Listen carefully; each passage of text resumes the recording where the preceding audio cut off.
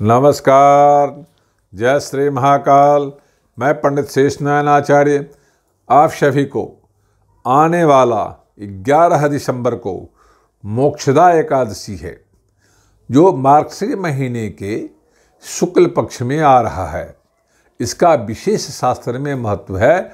उसका दो प्रमुख कारण माना गया है। एक प्रमुख कारण कि इसका नाम ही मोक्षदा एकादशी है। दूसरा है जो देवउठनी शुक्ल पक्ष कार्तिक के महीने में होता है, उसके बाद मार्गशीर महीने के शुक्ल पक्ष में एकादशी आ रहा है।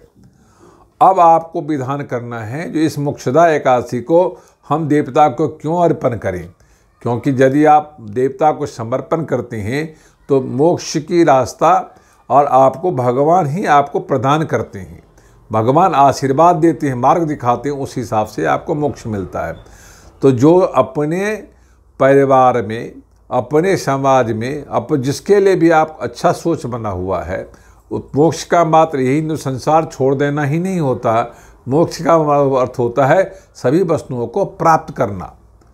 तो यदि आप और भी कोई वस्तु प्राप्त कर सकते हैं इस भुवन पे, तो उसके लिए भी महत्व दिन है।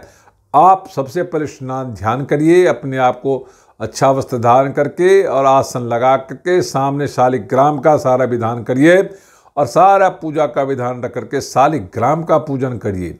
साथ में तुलसी का दल रखिए, सामने केला का वृक्ष रखिए। तीनों के एक साथ यदि आप पूजा करते हैं तो आपके जीवन में सुख समृद्धि की कामना होती है, क्योंकि इसमें आपको षोडशोपचार शालिग्राम का पूजन करते हैं तो आपके घर में किसी प्रकार का दोष नहीं आता। अब भगवान को समर्पित करते हैं मन में संकल्प करके, तो आपको भगवान आपको सद्बुद्धि के साथ, सत्कर्म के साथ मोक्ष प्रदान करता है। और यदि आप तुलसी का पूजा करते हैं तो आपके अंदर में किसी प्रकार के पाप को धोते हुए और सत्कर्म, सद्बुद्धि और सुख समृद्धि के साथ आपको संसार में अच्छे रास्ते पे ले जाने के रास्ता प्रशस्त करता है।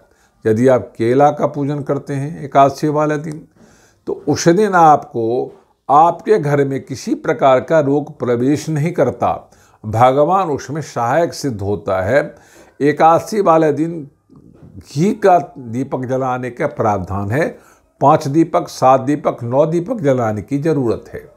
और सभी दीपकों को जलाते हुए नमो भगवते वासुदेवाय नमः या नमो ओम विष्णवे नमः मंत्र का पाठ करते हुए दीपक जलाएं। और सभी दीपक हाथ जोड़ करके अपने हाथ में रख के सभी देवता को दिखाते हुए अपने घर में चारों तरफ घुमा करके फिर देवता के सामने रख करके और उनको हाथ जोड़ करके आप देवताओं को अर्पण करें, और जिससे आपको अच्छे रास्ते पे ले जाने के लिए उनको मार्ग दिखाई दे और आपको भी उस मार्ग पे चलने के रास्ता मिल जाए और आपको और आपके देवता के प्रति वो जोड़ सके। ऐसा मन में संकल्प करते हुए जो एकादशी व्रत करते हैं, जो स्नान ध्यान करते हैं, एक होता है जल पी के करते हैं जो फल भी नहीं लेते, एक फल खा के करते हैं जो अन्न नहीं लेते, और 2 प्रकार का होता है, 3 प्रकार का व्रत होता है जो अन्न जल फल कुछ नहीं लेते। कई लोग जल लेते हैं और फल अन्न नहीं लेते हैं। कई लोग फल लेते हैं, अन्न का तो लेते ही लेते हैं। 3 प्रकार का फल होता है, 3 प्रकार का विधान है इसमें। तो तीनों में से जो आपके शक्ति आपके अंदर हो उसको करने की जरूरत है। अगले दिन गंगा जल, तुलसी दल हाथ में रख करके भगवान शालिग्राम, तुलसी को थोड़ा सा अर्पण करते बाद में अपने मुखाकृति में लेकर के व्रत को समाप्त करना चाहिए।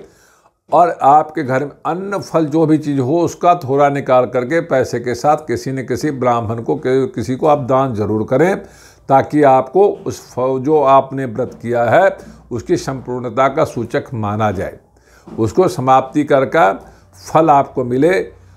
ऐसा विधान है, जो लोग ऐसा करते हैं उसको अच्छा फल मिलता है, ऐसा शास्त्र कहता है। ये वीडियो यदि अच्छा लगा हो तो लाइक करना, सब्सक्राइब करना, शेयर करना ना भूलें। ओम शांति।